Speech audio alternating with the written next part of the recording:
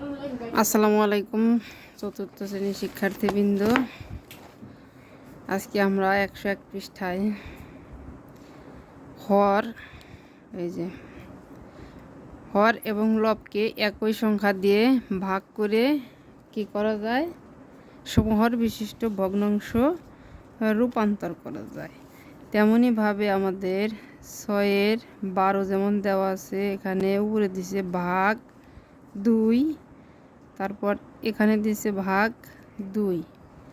সেক্ষেত্রে আমরা যদি করি কি হয়, 6 ভাগ করলে ভাগফল আমাদের কত 3, 12 ভাগ করলে ভাগফল 6। তারপরের আমাদের এই জিনিসটা আবার সেক্ষেত্রে কিন্তু আমরা এই জিনিসটাকে আমরা আবার ভাগ করতে পারি। আবার কী দিয়ে ভাগ করতে পারি, আবার এটাকে 3 দিয়ে ভাগ করতে পারি, এটাকে কত দিয়ে 3 দিয়ে। সেক্ষেত্রে আমাদের এখানে যদি আমরা 3 দিয়ে ভাগ করি ভাগফল কত আসে 1, এটাকে 3 দিয়ে ভাগ করলে ভাগফল আসে কত 2। তারপরের সংখ্যাটাই আমাদের আছে কত 2 এর 4, 2 এর 4। এটা আমাদের ভাগ কি ভাগ, এখানে আছে খালি ঘর, এখানে কি আছে ভাগ খালি ঘর।